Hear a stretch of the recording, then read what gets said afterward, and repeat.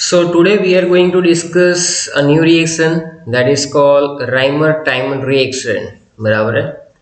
तो ये alcohol, phenol और ईथर की बहुत ही इंपॉर्टेंट रिएक्शन है। आप यहाँ पर देख सकते हो कि सबसे पहले देखो हमने फिनॉल के अंदर काफ़ी सारे रिएक्शंस कंप्लीट कर लिए हैं, जिसमें है nitration, bromination, Friedel Craft, Fries rearrangement, बराबर है। उसके बाद हमने कॉल्बिक स्मिथ रिएक्शन भी पढ़ा हुआ है, बराबर है।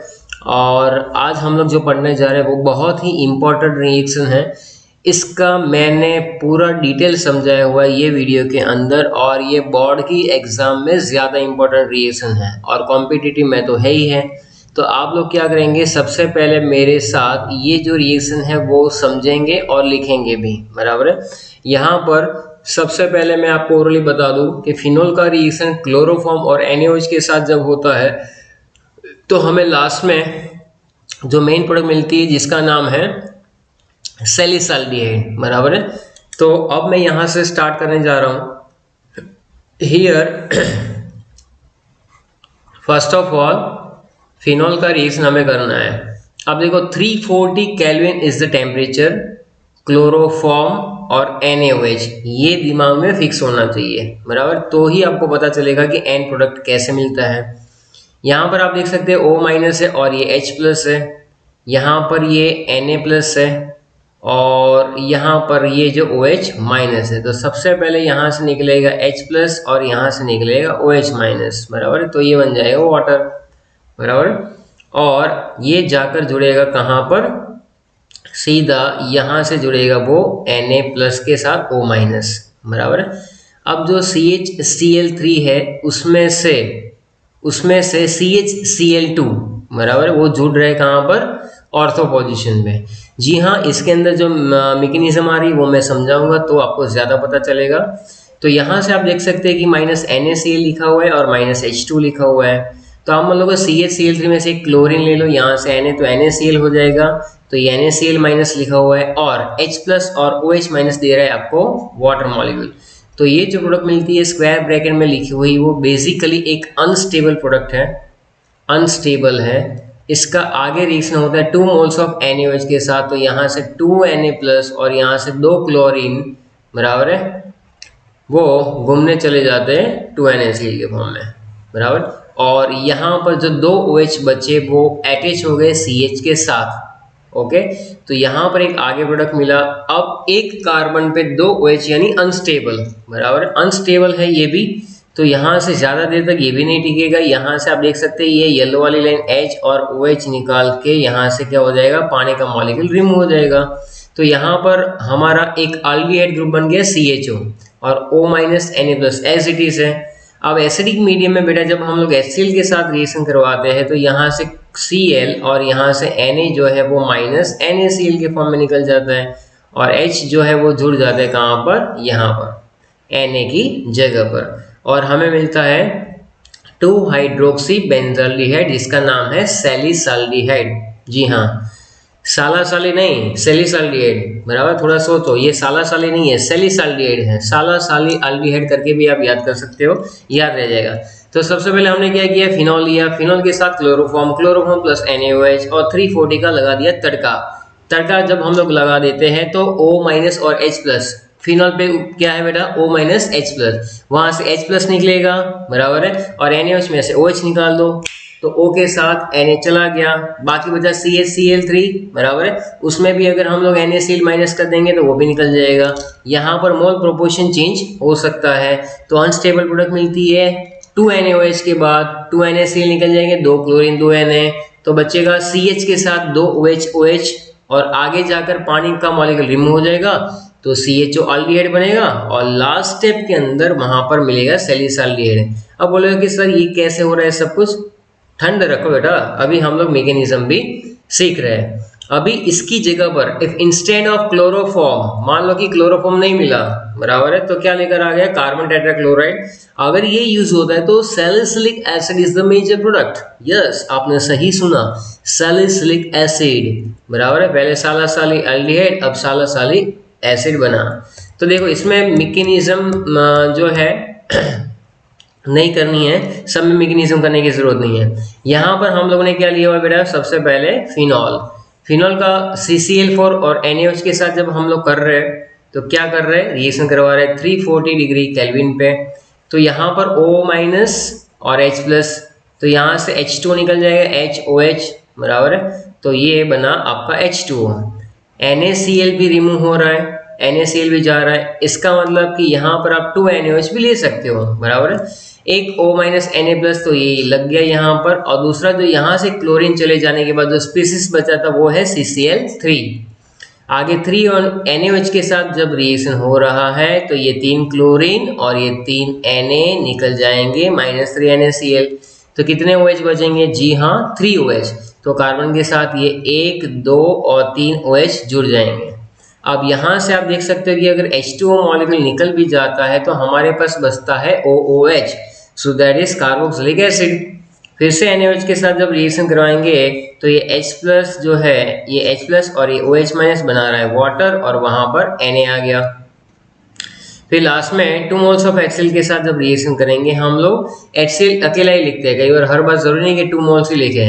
HCl लिखेंगे तो जो जो Na+ है वहां से Na+ निकल जाएंगे, -2 NaCl। वो जनरल सेंस में समझना होता है, दो जगह पर hydrogen, that is called salicylic acid. याद रखना है कि क्लोरोफॉर्म की जगह पर CCl4 होगा तो हम लोग क्या यूज करेंगे, क्या बनाएंगे, सैलिसिलिक एसिड। अब बात आती है राइमर टाइमन की। याद रखना most important part, RT reaction का मैकेनिज्म। RT रिएक्शन यानी राइमर टाइमन, रिमर टाइमन भी बोल सकते हो आप। चलो अब यहाँ पर है फिनॉल, बराबर है। हमने देखा था कि फिनॉल का रिएक्शन NaOH और क्लोरोफॉर्म के साथ करवाया जाता है, तो मैं आपको डिटेल में समझा रहा हूँ कि यहाँ पर क्या हो रहा है। अब आप देखेंगे कि Na+OH-, तो सबसे पहले क्या है यहाँ पर OH-। OH- ने इसको, ये जो प्लस डेल्टा वाला H है ना, उसको बोलेगा, उसको बोल रहे चल आएगा, चल चलेगा भाई घूमने। H+ बोले ठहर, मैं अपने इलेक्ट्रॉन किसको देकर आता हूँ, ऑक्सीजन को। तो ऑक्सीजन पे क्या आ गया, माइनस चार्ज, और ये H+ और OH- निकल के निकला -H2O। ये बेटा फिनॉल के ऊपर जो O- लटका हुआ है उसको ये लोग फिनॉक्साइड आयन बोलते हैं, बराबर। ये एक हुआ फिनॉक्साइड आयन। अब बात आती है क्लोरोफॉर्म की। क्लोरोफॉर्म के अंदर क्या होता है कि ये क्लोरीन जो है ना वो -I इफेक्ट शो करेंगे। -I इफेक्ट शो करने पे होगा क्या, ये एसिडिक हाइड्रोजन जो है वो निकल जाएगा। वापस NaOH में से आपको OH- का तड़का लगाना है, यहाँ से H निकालना है, तो -H2O बचा क्या बेटा, CCl3। और चार्ज जो है ना वो, ये हाइड्रोजन जो है ना H+ के फॉर्म में निकलता है, तो ये इलेक्ट्रॉन कहाँ पर आ जाएंगे, कार्बन पे, तो ये CCl3 और माइनस चार्ज आ जाएगा। अब तुम बताओ कि कार्बन जो है, बराबर है, इसके ऊपर माइनस चार्ज आया, बराबर है, और ये जो है वो +I इफेक्ट शो करता है बेटा, और कार्बन के ऊपर माइनस चार्ज वो बर्दाश्त नहीं कर सकता है, ज्यादा देर तक वो स्टेबल नहीं रहता है।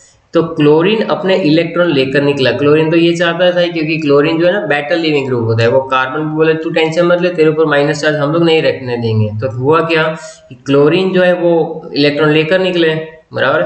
इलेक्ट्रॉन जैसे ही लेकर निकले तो माइनस चार्ज गायब, और ये हमें मिला CCl2, जिसको कहते हैं डाइक्लोरोकार्बिन। क्या हुआ, क्लोरीन इलेक्ट्रॉन लेकर निकल गए तो Cl- के फॉर्म में रिमूव, बराबर है। अब ये जो है कार्बन पे जो माइनस चार्ज था वो तो न्यूट्रल हो गया, क्योंकि तो क्लोरीन लेकर निकल गया। तो ये जो स्पीसीज बनी जिसका नाम है डाइक्लोरोकार्बिन, देखो ध्यान से, ये डाइक्लोरो जो कार्बिन बन रहा है वो है एक इलेक्ट्रॉन डेफिशिएंट स्पीसीज बेटा, और वो इलेक्ट्रॉन का भूखा है।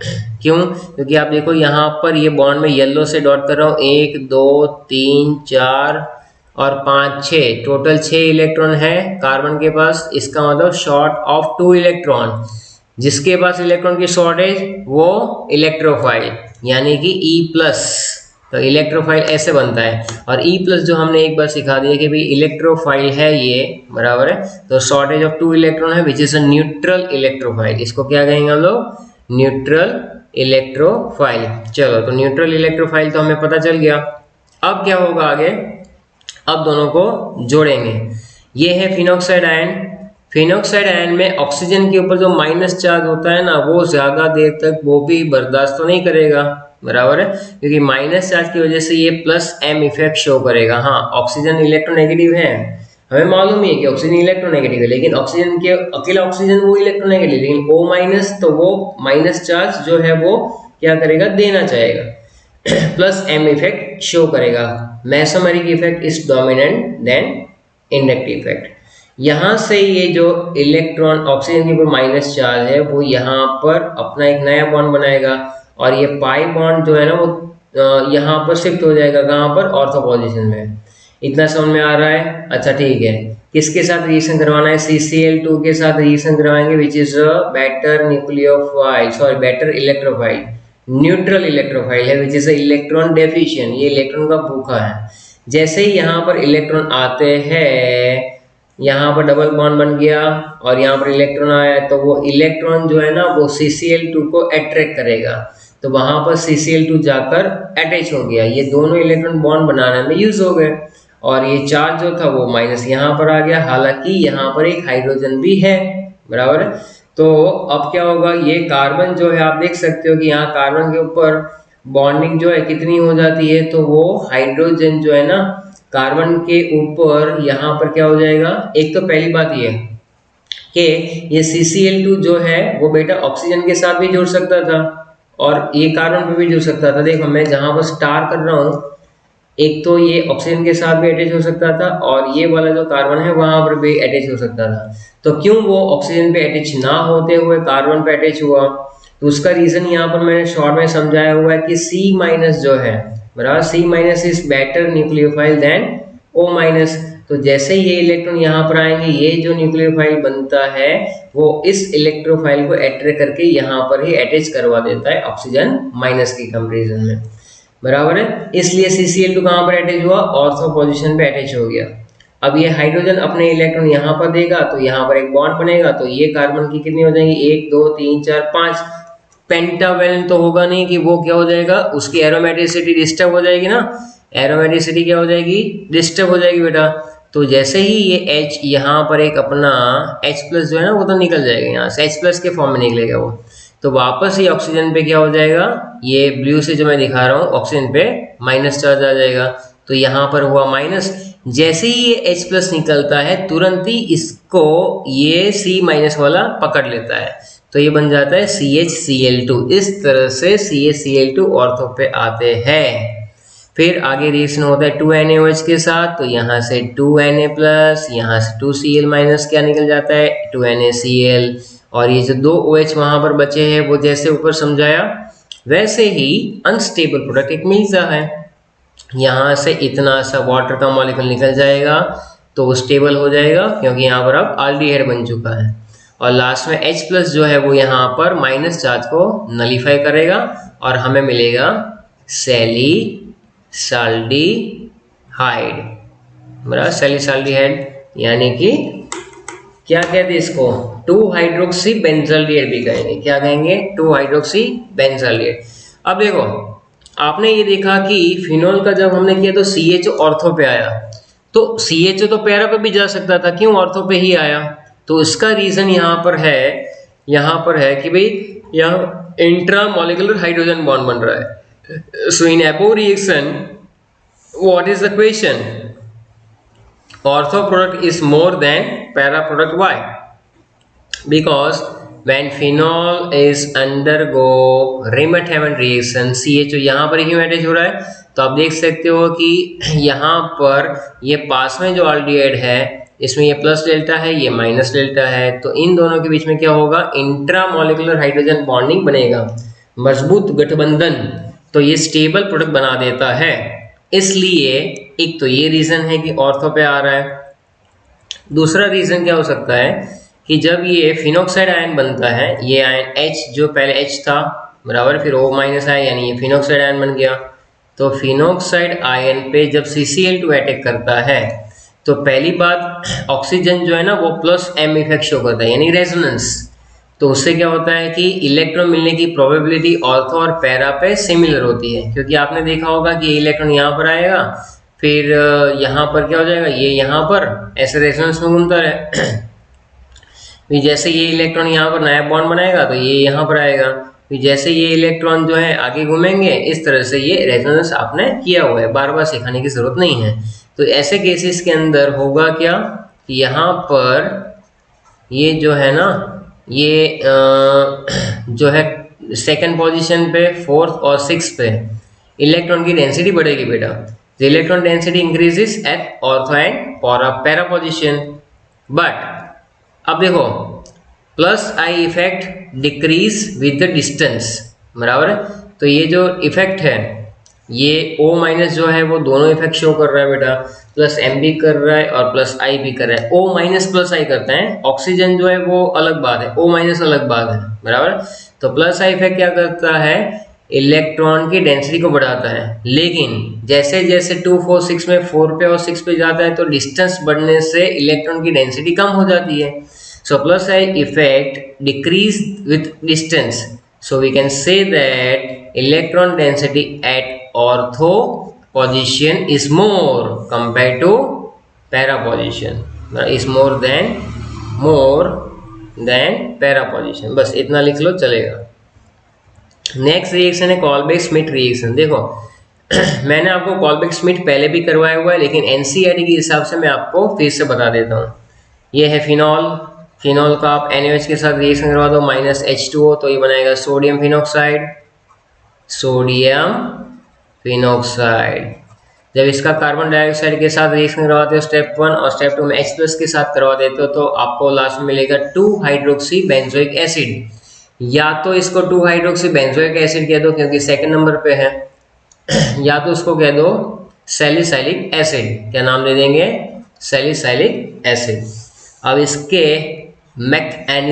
मैकेनिज्म में ध्यान देंगे तो सबसे पहली कहानी Na+OH-, तो ये OH- मैंने इससे लिखा हुआ है NaOH से, ये O- ले लेता, ये प्लस ले लेता, OH- बुलाएगा, सीटी मार के चल भाई घूमने आ जा, तो H बोलता आ रहा हूँ मैं अपने इलेक्ट्रॉन ऑक्सीजन को देकर, H+ गया OH- के साथ वाटर, इसका मतलब बना फिनॉक्साइड आयन। फिनॉक्साइड आयन में वापस यहाँ पर माइनस, ये जैसे ही इलेक्ट्रॉन की पैर यहाँ पर आएगी, कार्बन CO2 में क्या होगा कि ये ऑक्सीजन के ऊपर इलेक्ट्रॉन पाई इलेक्ट्रॉन शिफ्ट हो जाएंगे, तो ये माइनस चार्ज इधर आएगा और प्लस चार्ज इधर आएगा, तो ये बनेगा वापस से एक इलेक्ट्रोफाइल। इलेक्ट्रोफाइल जो है वो वापस से कहाँ पर अटैक करेगा, यहाँ पर जहाँ पर ऑर्थो पोजीशन पे वो अटैच हो जाएगा क्योंकि वहाँ पर इलेक्ट्रॉन की डेंसिटी बढ़ रही है। तो फिर से बता रहा हूँ मैं आपको, ध्यान से सुनेंगे आप, बराबर ध्यान से सुनेंगे कैसा हो रहा है, बराबर ध्यान से सुनना। चलो तो यहाँ पर वापस मैं बता रहा हूँ, ये है ऑक्सीजन, ये पाई बॉन्ड यहाँ पर घूमने चले गए तो ऑक्सीजन पे माइनस आया, कार्बन पे आया प्लस, ये बना इलेक्ट्रोफाइल। ये इलेक्ट्रोफाइल जो है ऑक्सीजन पे जो माइनस चार्ज है वो यहाँ पर एक बॉन्ड बना रहा है, दो बॉन्ड हो गए ना इधर, चलो ठीक है। फिर यहाँ पर क्या हो रहा है कि ये बॉन्ड इधर शिफ्ट हो रहा है, इसका मतलब ये है कि यहाँ पर माइनस चार्ज आ रहा है, जो ये प्लस वाला कार्बन है वहाँ पर अटैच हो जाएगा, तो CO2 अटैच हो गया। अच्छा चलो ठीक है, ये हो गया फर्स्ट स्टेप। फिर वापस से यहाँ पर जो हाइड्रोजन है वो अपने इलेक्ट्रॉन यहाँ पर डोनेट करेगा, फिर से एरोमेटिसिटी डिस्टर्ब हो जाएगी, तो ये ऑक्सीजन डबल बॉन्ड वाले इलेक्ट्रॉन, ऑक्सीजन के डबल बॉन्ड वाले इलेक्ट्रॉन कहाँ पे जाएंगे, O- फॉर्म में, और ये जो है ना इस तरह से बनेगा। तो आगे मैकेनिज्म में बेटा ये होगा ऑक्सीजन पे माइनस, और जैसे ये H जो है वो अपने इलेक्ट्रॉन निकल कर देखकर H+ के फॉर्म में निकल जाता है, वो O- इसको आजा पकड़ लेता है ऐसा, तो बन जाएगा COOH। और लास्ट स्टेप में जब हम लोग H+ करेंगे तो ये O- के चार्ज को नलीफाई करते हुए बना देगा सैलिसिलिक एसिड। बस इतना सिंपल सा है। फिर से सुनो, फिनॉल में से फिनॉक्साइड आयन और NaOH में से OH- जो है वो H2O को लेकर रिमूव हो गया। फिनॉक्साइड आयन में CO2 अटैक कर रहा है, ऑर्थो पोजीशन पे अटैच हो रहा है, वहां से हाइड्रोजन निकल रहा है अपने इलेक्ट्रॉन देकर, तो ऑक्सीजन में डबल बॉन्ड वाले पाई इलेक्ट्रॉन वापस ऑक्सीजन पे शिफ्ट कर जाते हैं, वहां से जो H+ निकल रहा है वो O- के साथ COOH में कन्वर्ट हो रहा है। लास्ट स्टेप में यहाँ पर भी हमें मिल जाता है सैलिसिलिक एसिड। और ये जो ऑर्थो प्रोडक्ट है it is more stable due to intramolecular hydrogen bonding.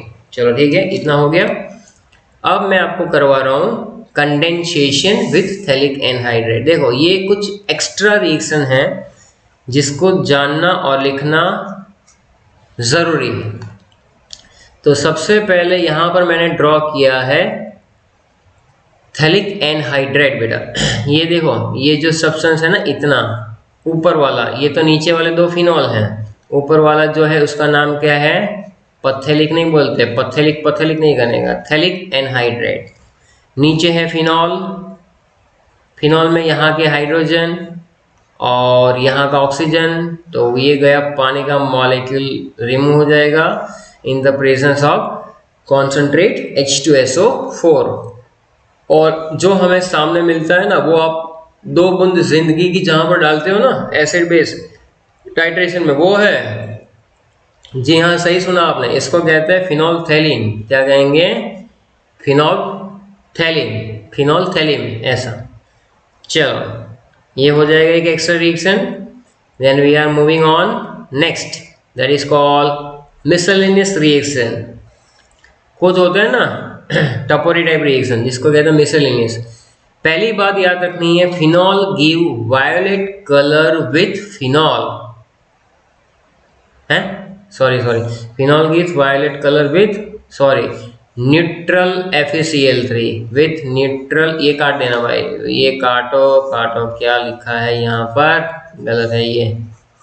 जी हाँ, बस इतना ही लिखना है, इस पे से एक MCQ आएगा, मार्क्स मिल जाएगा। चलो बच्चों, phenol give violet colour with neutral FeCl3, ये याद रखना, बराबर। दूसरा है इसका ऑक्सीडेशन।